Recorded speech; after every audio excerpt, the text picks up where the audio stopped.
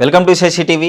నేను మీ Pawan. Today topic వచ్చేసి తండేల్. తండేల్ అంటే మీకు ఒక సినిమాగానే తెలుసు, ఒక సినిమా పేరుగానే తెలుసు. కానీ తండేల్ అంటే 22 మంది మత్స్యకారులు 13 నెలలు తన ప్రాణాలు అరచేతిలో పెట్టుకొని పాకిస్తాన్ జైల్లో గడిపిన స్టోరీ. ఒక ఆడబిడ్డ తన భర్త కోసం శ్రీకాకుళం నుంచి ఢిల్లీ వరకు వెళ్ళిన స్టోరీ. ఆఖరికి మన జగన్మోహన్ రెడ్డి గారి మనసును కూడా కదిలించిన స్టోరీ. అసలు ఏం జరిగింది, తండేల్ వెనుక ఉన్న ఆ స్టోరీ ఏంటి? సో ఈరోజు తెలుసుకుందాం. తండేల్ అంటే ఒక నాయకుడిని అర్థం. మత్స్యకారులు వేటకి వెళ్ళినప్పుడు ఆ షిప్పులో, ఆ పడవలో ఎవరైతే ఉంటారో ఆ పడవకు ఒక నాయకుడు ఉంటాడు, అతన్నే తండేల్ అంటారు. సో ఆ గుంపుకు సంబంధించిన ప్రతి ఒక్కరి బాధ్యత తండేల్గా అతను తీసుకుంటాడు. సో ఆ రోజు ఏం జరిగింది, అసలు శ్రీకాకుళంలో ఉన్న 22 మంది పాకిస్తాన్ కోస్ట్ గార్డులకి ఎలా దొరికారు, పాకిస్తాన్ వరకు ఎందుకు వెళ్లాల్సి వచ్చింది, సో ఈరోజు తెలుసుకుందాం.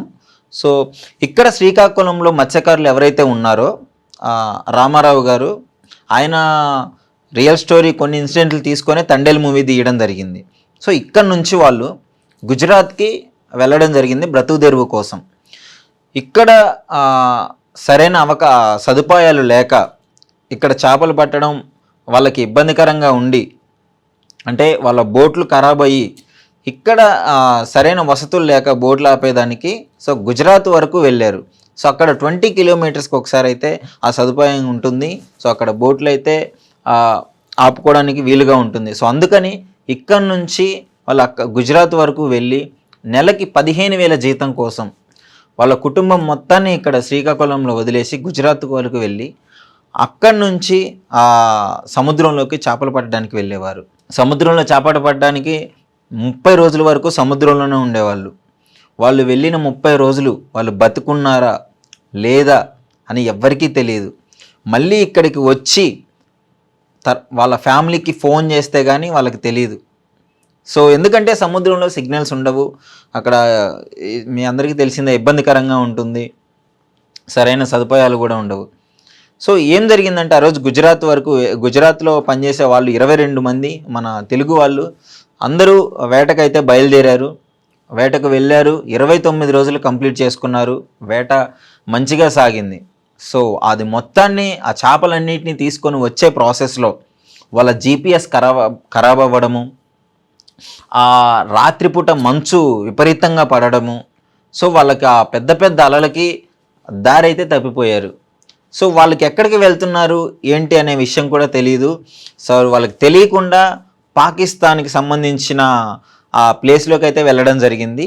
సో అక్కడికి వెళ్ళగానే ఒక పెద్ద షిప్ అయితే వాళ్ళు చూశారు. సో అది ఇండియన్ నేవీది అనుకున్నారు, బట్ వాళ్ళు అక్కడే పొరపాటు చేశారు. వెంటనే వాళ్ళు రిటర్న్ అయిపోతే బాగుండేది, కానీ అది ఇండియన్ నేవీ, వీళ్ళకి సహాయం అందుతుందేమని ఆశగా చూస్తూ దాని దగ్గరికి వెళ్ళగానే దాని మీద అయితే పాకిస్తాన్ జెండా ఎగురుతూ కనిపించింది. సో వెంటనే ఇమీడియట్గా వీళ్ళైతే ఆ బోట్ స్టార్ట్ చేయడము, వెనక్కి తిప్పడము చేశారు. బట్ అందులో ఉన్న ఒక బోట్ అయితే స్టార్ట్ అవ్వలేదు సడన్గా. సో దాని గురించి ఈలోపు పాకిస్తాను వాళ్ళు ఎవరైతే ఉన్నారో నేవీ అధికారులు వెంటనే వీళ్ళని చుట్టుముట్టడం జరిగింది. సో చుట్టుముట్టేసి వాళ్ళు ఎక్కడి నుంచి వచ్చారు ఏంటి అని వివరాలు కనుక్కున్న తర్వాత వాళ్ళు వదిలేద్దాం అనుకున్నారు, ఆ కోస్టల్ గార్డ్స్ వదిలేద్దాం అనుకున్నారు. బట్ అది దేశ భద్రతకి సంబంధించిన విషయం కాబట్టి, దేశ బోర్డర్లో జరిగిన విషయం కాబట్టి డెఫినెట్గా గవర్నమెంట్కి ఇన్ఫామ్ చేయాలి. సో వాళ్ళు అదే చేశారు. పాకిస్తాన్ గవర్నమెంట్కి కాల్ చేశారు.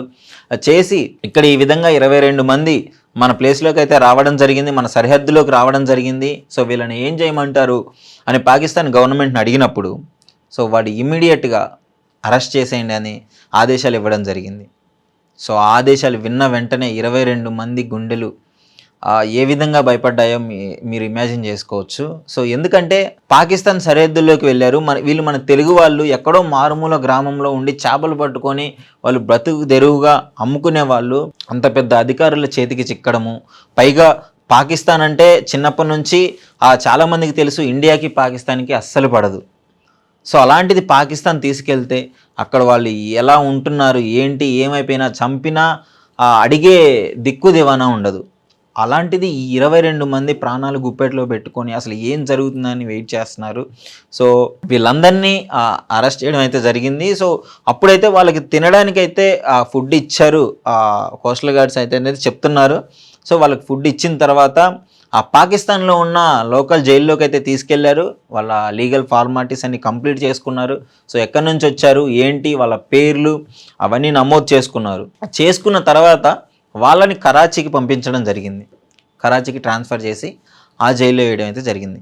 ఈలోపు అక్కడ గుజరాత్లో వీళ్ళని ఎవరైతే తీసుకొచ్చారో వాళ్ళ అధికారికి అయితే తెలియడం జరిగింది. వెంటనే ఫోన్ చేసి శ్రీకాకుళంలో ఉన్న వాళ్ళ ఫ్యామిలీకి ఫోన్ చేసి ఈ విధంగా జరిగింది, పాకిస్తాన్లో ఈ విధంగా పట్టుబడ్డారు, మీరేం భయపడకండి, మేము ఎలాగైనా బయటికి తీసుకొస్తామని అయితే వాళ్ళు మాట్లాడడం జరిగింది.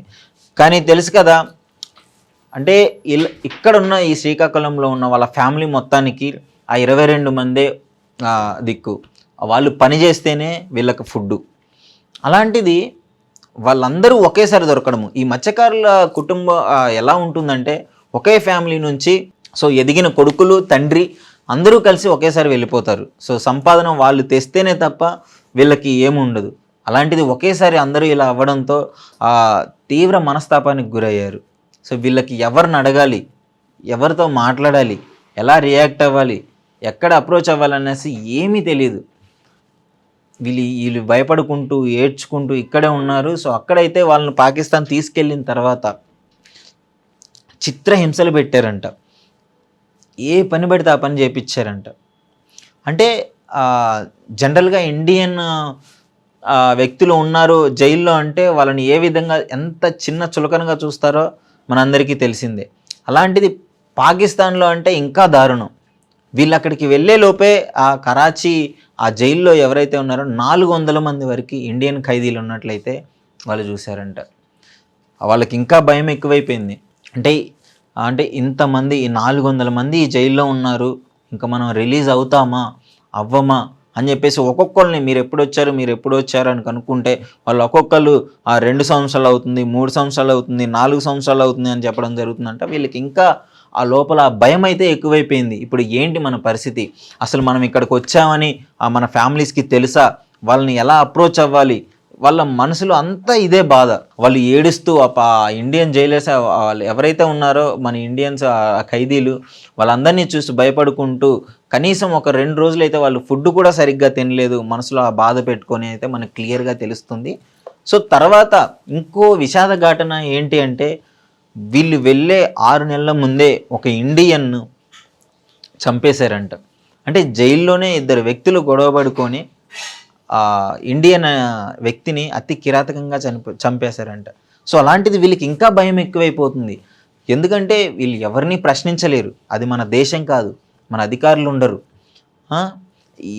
అసలు ఎలా మాట్లాడాలి, ఎలా బిహేవ్ చేయాలి అనేది కూడా తెలియదు. ఒక చిన్న రూమ్లో ఎక్కువ మందిని ఇరిగించేస్తారు జైల్లో. ప్రశాంతంగా నిద్ర ఉండదు, ప్రశాంతంగా తిండి ఉండదు, చాలా వీక్ అయిపోయారు. పైగా పని మాత్రం ఎక్కువగా చేయించుకునే వాళ్ళంట. అంటే ఆ బాత్రూంలో జైల్లో బాత్రూంలో అయితే ఉన్నారో అవి కడిగించుకోవడము, బయట అడ్డమైన పనులు చేయించుకోవడము, ఈ విధంగా గడ్లు పీకియడము. సో అవన్నీ వాళ్ళు క్లియర్గా ఎక్స్ప్లెయిన్ చేశారు. ఇంత నరకం చూసాం మేము అంటే చాలామంది వరకు అసలు చేపల వేటకు వెళ్ళడమే బంద్ చేశారు అలాంటి ఇన్సిడెంట్లు అది వచ్చిన తర్వాత అందులో ఉన్న వ్యక్తులు. సో ఇంత దారుణమైన బాధని వాళ్ళు అనుభవిస్తూ 13 నెలలు పాకిస్తాన్ జైల్లో అయితే నరకం చూశారు. సో వాళ్ళకు ఉన్న ఒకే ఒక్క సంతోషం ఏంటి అంటే, ఒకే ఒక్క పాజిటివ్ రెస్పాన్స్ ఏంటి అంటే, వాళ్ళు అక్కడి నుంచి మన శ్రీకాకుళానికి మన ఇండియాకి లెటర్ అయితే రాయొచ్చు. సో అది ఒక్కటే వాళ్ళ ఫ్యామిలీకి చెప్పుకోదగ్గ ఆ బాధని చెప్పుకోవడానికి ఒకటే దారి. సో అక్కడి నుంచి లెటర్లు ఇక్కడికి రావడము, మన ఇండియా నుంచి పాకిస్తాన్కి లెటర్లు వెళ్ళడము, ఇవైతే కొంచెం వరకు బాగానే జరిగాయి. కొన్ని రోజుల వరకు వాళ్ళు బాధని చెప్పుకున్నారు, ఓకే మేము ఇక్కడ అంతా బాగానే ఉన్నాము, వాళ్ళు మనసులో బాధనంతా దిగమింగుకొని పైకి మేము బాగానే ఉన్నాము, మీరు మా కోసం పోరాటం చేయండి, అధికారుల దృష్టికి తీసుకెళ్ళండి అని చెప్పేసి అక్కడ పాకిస్తాన్లో ఉన్న వాళ్ళైతే లెటర్లో రాయడం జరుగుతుంది. సో ఇక్కడ వీళ్ళకి క్లియర్గా అర్థమవుతుంది, చదివిన వెంటనే వాళ్ళ కళ్ళల్లో ఎంత బాధ అయితే, అంటే వాళ్ళు బాగానే ఉన్నామంటున్నారు కానీ ఇక్కడ పోరాటం చేయమంటున్నారు, అసలు ఏంటి అంటే వీళ్ళని చంపేసిన అడిగే దిక్కుండదు. పాకిస్తాన్ అంటే ఎవరికైనా భయమే ఉంటుంది. సో మన ఇండియన్స్ని వాళ్ళు అస్సలు లెక్క చేయరు, ఎప్పుడు కసితో ఉంటారు మన మీద. అలాంటిది వీళ్ళ భయం, అక్కడ చంపేసినా ఎవరు అడుగుతారు అనే బాధ వీళ్ళ కళ్ళల్లో ఉంచుకొని అయినా సరే వీళ్ళు లెటర్లు రాయడము జరుగుతుంది. సో సడన్గా ఒకరోజు పుల్వామా అటాక్ అయితే జరిగింది. సో మీ అందరికీ తెలిసే ఉంటుంది, మన ఇండియాకి సంబంధించిన 40 మంది జవాన్లు అతి దారుణంగా చనిపోయిన రోజు పుల్వామా అటాక్లో. సో అలాంటిది ఆ పుల్వామా అటాక్ జరగగానే ఇక లెటర్లు కూడా ఇప్పుడు గవర్నమెంట్ ఒక పెద్ద ఇష్యూ అయిపోయింది పాకిస్తాన్కి మనకి. సో అక్కడ లెటర్లు రాగిపోయాయి, అక్కడ నుంచి ఇటు లెటర్లు రావట్లేదు, ఇటు నుంచి అక్కడికి లెటర్లు వెళ్ళడం లేదు. సో ఆ రోజు మన ఇండియా కూడా సర్జికల్ స్ట్రైక్ చేసింది. సో మీ అందరికీ తెలిసే ఉంటుంది సర్జికల్ స్ట్రైక్. మన ఇండియా కూడా సర్జికల్ స్ట్రైక్ చేసి పాకిస్తాన్ వెళ్ళి అక్కడి వాళ్ళని చంపడం జరిగింది. సో ఈ గొడవల మధ్యలో అక్కడి నుంచి ఎక్కడికి వచ్చే లెటర్లు, ఇండియా నుంచి పాకిస్తాన్ వెళ్ళే లెటర్లు అయితే ఆగిపోవడం జరిగింది 3 నెలల పాటు. సో ఈ ఫ్యామిలీ ఇంకా భయం ఎక్కువైపోయింది వీళ్ళకి. అంటే ఇంతకుముందు లెటర్లు అన్నా వచ్చేవి, కనీసం వాళ్ళు ఎలా ఉన్నారో తెలిసేది. ఇప్పుడు ఆ లెటర్లు కూడా రావట్లేదు. అసలు మన బాధ ఎవరికి చెప్పుకోవాలి, అంటే ఎవరి దగ్గరికి వెళ్ళాలి? ఇంకా బాధాకరమైన విషయం ఏంటంటే అక్కడికి వెళ్ళిన ఒక వ్యక్తి రామారావు ఎవరైతే తండేల్ అని ఉన్నారో వాళ్ళ భార్య ఇక్కడ 7 నెలల గర్భవతి. 7 నెలల గర్భవతి, తిరగని రాజకీయ నాయకుడి ఇల్లు లేదు, వెళ్ళని మీటింగ్ లేదు. ఎక్కడ పొలిటికల్ మీటింగ్ జరిగినా నా భర్తని కాపాడండి, నా భర్తని రక్షించండి, 22 మంది మా వాళ్ళు వెళ్ళారు, వాళ్ళని ఖచ్చితంగా విడిపించండి అని చెప్పేసి ప్రతి ఒక్కరి కాళ్ళు పట్టుకునేది. కనీసం ఆమె ఆ స్టేజ్లో వెళ్ళడానికి కారణం ఏంటంటే తన గర్భవతిగా ఉంది, కనీసం జాలి చూపైనా ఈ పొలిటీషియన్స్ ఎవరైతే ఉన్నారో మాకు సహాయం చేస్తారని ఆమె మనసులో ఒక చిన్న ఆవేదన. సో అలాంటిది ఆ పరిస్థితుల్లో కూడా తను వెళ్ళి ఎక్కడ మీటింగ్ పెట్టినా సరే ఓపిక తీసుకొని ఆ బిడ్డకి లోపల ఉన్న, మీ అందరికీ తెలిసే ఉంటుంది మహిళలకి గర్భవతిగా ఉన్నప్పుడు ఎంత నరకంగా అనిపిస్తుందో, ఎంత పెయిన్ ఉంటుందో, అవన్నీ లెక్క చేయకుండా తన భర్త కోసం ఎక్కడికైనా వెళ్ళడానికి సిద్ధపడింది ఈ మహిళ. సో అయితే అదే క్రమంలో అప్పుడు టీడీపీ గవర్నమెంట్ అయితే ఉంది, వాళ్ళు అరెస్ట్ అయినప్పుడు. సో వాళ్ళు టీడీపీ గవర్నమెంట్ సపోర్ట్గా కార్డుకి ఒక 2 లక్షల రూపాయలు ఆ కుటుంబానికి అందజేయడం జరిగింది. సో ఆ తర్వాత ఎలక్షన్స్ వచ్చాయి. ఆ రాజకీయ నాయకులందరూ తెలుసు కదా, ఎలక్షన్లు వస్తే ఎంత బిజీ అయిపోతారో. సో వాళ్ళు ఏ ప్రాబ్లమ్స్ పట్టించుకోరు, వీళ్ళకి ఇంకా భయం ఎక్కువైపోయింది. సో అదే ప్రాసెస్లో అసలు ఈ కేసుకి జగన్మోహన్ రెడ్డి గారికి ఏంటి సంబంధం అంటారా? సో జగన్మోహన్ రెడ్డి గారు పాదయాత్ర చేసే టైం అది. శ్రీకాకుళానికి పాదయాత్రకి వెళ్ళినప్పుడు ఆ ఫ్యామిలీ వాళ్ళు ఎవరైతే ఉన్నారో ఆ 22 మంది వాళ్ళ ఫ్యామిలీ మెంబర్స్ జగన్మోహన్ రెడ్డి గారి దగ్గరికి వెళ్ళి వాళ్ళు ఏడుస్తూ వాళ్ళ బాధని వెళ్ళబుచ్చారు. సో జగన్ గారు డెఫినెట్గా దానికి రియాక్ట్ అయ్యారు. మీరు మాకు సహాయం చేయాలి, మా వాళ్ళు 22 మంది అక్కడ ఉన్నారు అన్నప్పుడు జగన్ గారు నేను ఉన్నాను, 3 నెలల్లో ప్రభుత్వం వస్తుంది, సో నేను డెఫినెట్గా హెల్ప్ చేస్తాను అని చెప్పేసి వాళ్ళకి చెప్పారంట. సో ఇది స్వయంగా అక్కడికి తల్లిగారే చెప్పారు. వాళ్ళ కొడుకులు ఇద్దరు పాకిస్తాన్లో ఉన్నారని చెప్పేసి ఆ తల్లికి ధైర్యం చెప్పాడు జగన్మోహన్ రెడ్డి గారు. డెఫినెట్గా నేను ఇనిషియేట్ తీసుకుంటాను, నేను వాళ్ళని తీసుకొస్తాను, దానికి నా ప్రయత్నం నేను చేస్తాను అని చెప్పేసి జగన్ గారు చెప్పడం జరిగింది. సో అదే ప్రాసెస్లో తర్వాత జగన్మోహన్ రెడ్డి గారు అధికారంలోకి వచ్చారు. వచ్చిన తర్వాత అప్పటికి ఇంకా అక్కడ అధికారులు ఎవరైతే ఉన్నారో వాళ్ళతో మాట్లాడడం జరిగింది. సో విజయసాయి రెడ్డి గారు కూడా డైరెక్ట్గా మన ఫారెన్ మినిస్టర్ జయశంకర్ గారితో మాట్లాడడం జరిగింది. ఇక్కడ నుంచి అక్కడికి అప్లికేషన్ వెళ్ళడం జరిగింది. So state government central government మీద ప్రెజర్ తీసుకురావడంతో వాళ్ళు కూడా సరైన టైంలోనే రియాక్ట్ అయ్యారు. ఎందుకు అంటే ఇది దేశానికి సంబంధించిన విషయం. సో స్టేట్ గవర్నమెంట్ చేతుల్లో ఏముండదు, సెంట్రల్ గవర్నమెంట్ చేతుల్లోనే ఉంటుంది. సో అప్పుడు వెంటనే సెంట్రల్ గవర్నమెంట్కి చెప్పడము, సో వాళ్ళు జయశంకర్ గారు ఎవరైతే ఉన్నారో వాళ్ళు రియాక్ట్ అవ్వడము, మన ఇండియన్ అంబాసిడర్తో మాట్లాడడము, సో ఇవన్నీ వెంటనే జరగడము, సో వాళ్ళకు కొంచెం ఊరటనిచ్చింది. సో ఇవన్నీ జరిగిన తర్వాత వాళ్ళు మాట్లాడడము, వీళ్ళు ఈ మహిళ అంటే ఆమె గర్భవతిగా ఉన్నప్పుడు స్టార్ట్ అయిన అది మళ్ళీ పాప పుట్టింది. పాప 20 రోజులు పాపని అక్కడ పక్కన పెట్టేసి ఢిల్లీ వరకు తన భర్త కోసం వెళ్ళడం జరిగింది. సో వెళ్ళి ఆ ఫారెన్ మినిస్టర్తో మాట్లాడడము, సార్ ఇది మా పరిస్థితి, ఎందుకంటే వీళ్ళు కనీసం అక్కడ భాష కూడా తెలియని పరిస్థితి, వాళ్ళకి హిందీ రాదు, ఇంగ్లీష్ రాదు.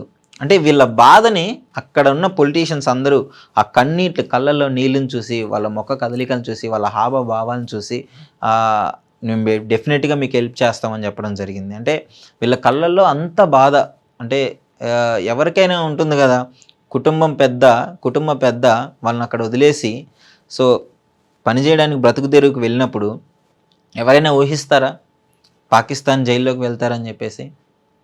సో అక్కడ వాళ్ళందరూ సపోర్ట్ చేయడము, మేము డెఫినెట్గా మీకు హెల్ప్ చేస్తాము, మీ భర్తనే ఉన్నారో ఎవరైతే ఉన్నారో దాంతోపాటు ఎంతమంది అయితే వెళ్ళారో వాళ్ళందరినీ తీసుకొస్తామని అయితే మాట ఇవ్వడం జరిగింది. సో ఇచ్చినట్టుగానే జనవరిలో అక్కడున్న 22 మందిని తీసుకురావడం జరిగింది. సో నిజం చెప్పాలంటే ఒక గవర్నమెంటే దీనికి సపోర్ట్గా నిలబడింది వాళ్ళ 22 మందికి అని క్లియర్గా మనకి ఇక్కడ అర్థమవుతుంది. సో 22 మందిని తీసుకొచ్చిన తర్వాత ఇంకా పాకిస్తాన్లో ఎలా ఉంటుందంటే ఎప్పుడైతే జైల్లో మన ఎంట్రీ ఇస్తామో మన పేర్లు మన గుర్తులు అక్కడ క్లియర్గా రాస్తారు. సో అవి చాలా ఇంపార్టెంట్. మళ్ళీ వాళ్ళని రిలీజ్ చేసే టైంకి అదే గుర్తులు క్లియర్గా ఉన్నాయా లేదా, అలా ఆ గుర్తులు ఏవైతే మ్యాచ్ అయ్యాయో అప్పుడే వాళ్ళని వదులుతారు. వాళ్ళ పేరు వాళ్ళ గుర్తులు కరెక్ట్గా చెప్పినప్పుడు మాత్రమే వాళ్ళు బయటికి వదలడం జరుగుతుంది. సో ఆ విధంగా లేని వాళ్ళు అయితే డెఫినెట్గా అట్లా చాలామంది ఆ ఛాన్స్ వచ్చినా కానీ రాలేని పరిస్థితిలో ఉన్నారు. పాకిస్తాన్ జైల్లోనే గుర్తులు మ్యాచ్ అవ్వలేదని చెప్పేసి ఆ రిటర్న్ కేసు ఇంకా ప్రొలాంగ్ అవుతూనే ఉంది. సో అట్లా వీళ్ళైతే చాలా లక్కీగా 22 మంది రావడం జరిగింది. సో వచ్చిన తర్వాత అక్కడ అప్పుడు ఆ ఎమ్మెల్యే మినిస్టర్ ఎవరైతే ఉన్నారో వాళ్ళందరూ వెళ్ళడము, వాళ్ళకి స్వాగతం చెప్పడము, ధైర్యం చెప్పడము, సో ఇవన్నీ క్లియర్గా జరిగిపోయాయి. సో తర్వాత వెంటనే వాళ్ళు ఇక్కడికి వచ్చారు. సో ఇప్పుడు వాళ్ళ కథ ఆధారంగానే తండేలు మూవీ అయితే తెరకెక్కింది. సో ఈ తండేలు మూవీ కూడా సక్సెస్ఫుల్గా థియేటర్లో వెళ్తుంది. ముఖ్యంగా తండేల్ అంటే లీడర్ అని చెప్పాను కదా. సో ఇది స్టోరీ. సో ఇలాంటి స్టోరీస్ కోసము ఫాలో అవుతూ ఉండండి శశి టీవీని.